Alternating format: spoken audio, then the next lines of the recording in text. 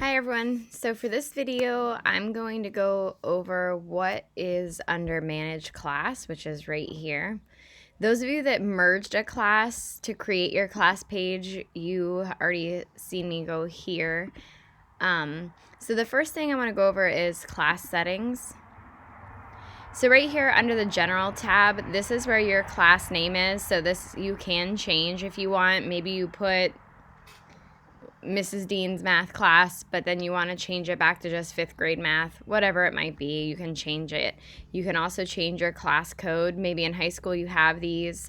We don't. I just made up one. Here's where you can adjust your URL code. But the only problem with that is just be careful, because if you've already shared this out to parents and then you go back and change it, that's going to cause an issue on their end. So make sure you have that kind of figured out once you're ready. Mine, I just put 5 math to kind of make it short and sweet. And this is where I can actually copy this URL and share it out to parents. So that way, if they click on this link, it will take them directly to class pages once they log into their PowerSchool account. Here's where your school is listed. And here you can write a short summary. You can describe what this page is for. You can pick what year it's for. And then you can actually decide when this will be active. So you can keep it active forever. Maybe you want it so that your students can always come back to if they ever want to.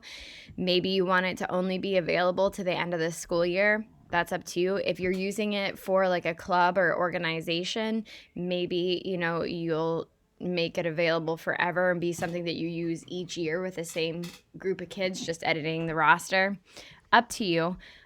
Here are some settings. I think we talked about these in the merge video as well, but for the rest of you, you can allow user nicknames. I haven't had any issue with that. Class will be visible to, and this is says only people in the class roster, but that will also be available to the kids in your roster and their parents. It could be available to everyone in Cambridge Elementary organization, or it could be available to everyone in the district. I was playing around with this because I was hoping I could make one to help teach this and actually have it, all of my resources and everything on a class page, but no one was able to actually access it from other schools, so I'm not sure if these two really even work. So I'll look into that and see what I can find out. It says don't send notifications about updates to this page. Again, if you're the only person creating this page and managing these pages, you don't want to have emails, because you'll get an email every night saying you've added 3 assignments, you've added a text box. You won't need that unless you're doing it with another teacher, and then maybe you want to know if someone else made a change, then you're going to want to get those, but most likely it's just you. And then it says list this class under the extras section. So this is more, again, for the clubs and organizations. This is not for your main classes. So you can hit save if you changed anything. And then I'm going to go back into class settings. And class schedule, we don't have one in the elementary. Maybe that would be helpful for the high school. If you go to features, here are different features.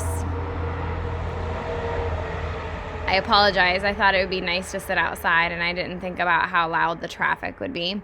Sorry about that. So if you actually look at this is the items. It would be across the menu bar, and you can have announcements, assessments, calendar, class comments. I don't have that on there. I know in Google Classroom that was always an issue. Kids would just kind of take over and think it was like a Facebook feed, so I leave that off. I hit remove. I like the discussions though, because that's something that I use especially for reading. Assignment hand-in, that's definitely important. Gradebook, that's up to you.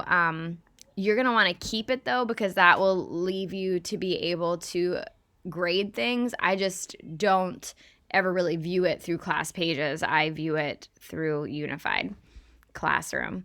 LTI and SCORM, I honestly don't have a clue what these are, so I remove them. I also removed wiki projects because I don't use those either, but these are the ones that I kept on. Pools, grade books, assignment hand-in, discussion, calendar, assessments, and announcements. And then discussions and inbox. This is up to you. You can allow file uploads on discussion posts. So maybe you're asking them something and you want them to create it, but you want all the students to be able to see it versus just you. Then you can allow them to upload files. Maybe you want them maybe it's like a journalism class and you want them to take a picture of something and write an article about it, whatever it might be. You might want to be able to offer that. Then this says students can edit their discussion posts for. So do you want to limit the amount of time they have to go back to edit? This is up to you. No editing allowed, editing up to a day out, up to you however you want that. It didn't really seem to matter too much. My kids, once they submitted, they were pretty good for it. So I'm just going to hit yes because I made some changes. And that is pretty much class settings. The other thing would be edit roster. So this is where you could add or remove students. Mine is the merge class, so I have all 3 classes put into this class. If you linked them, like I taught you in the merge video, you shouldn't have to go in to add new students or take away students that have left. So that's just something that you can look at.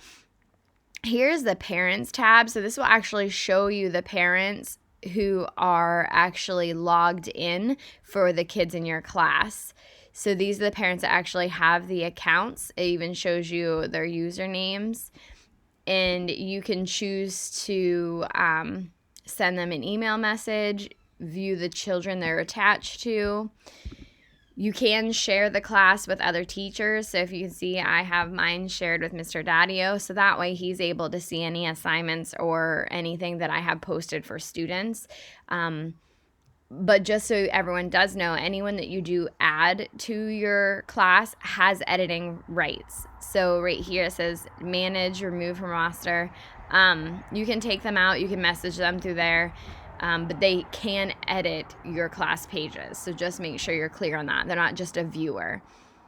And then you can actually make groups. And I didn't really mess with this too much, but it's kind of neat because if you're doing reading groups or things like that, you can group students in different ways depending on your activity or whatever you're doing. So just an idea, something you can play with there. And edit badges, I didn't really get into that. I think that you can like assign badges to kids, like, oh, you did this, here's a sticker kind of thing. You can view your class page as a student, so you can see what it looks like on the student end. We don't have view analytics in our district, so that one just kind of sends you to a thing saying your domain doesn't have analytics. Share class, this doesn't work unless it's a parent link to your account. Save class as, this is stuff that you'll need for moving it into the next or the following years. So the rest of the stuff really isn't any importance right now. Make inactive. So maybe you publish your page and you're like, oh no, I don't want them to see this until September 2nd. You can go ahead here again and make it inactive and then reactivate it once you're ready. So the next video we're going to do is we're going to actually talk about editing the theme, and that's where you can kind of spruce your page up and make it colorful or whatever you want to do to it to get started. So we'll do that in the next video. Thanks.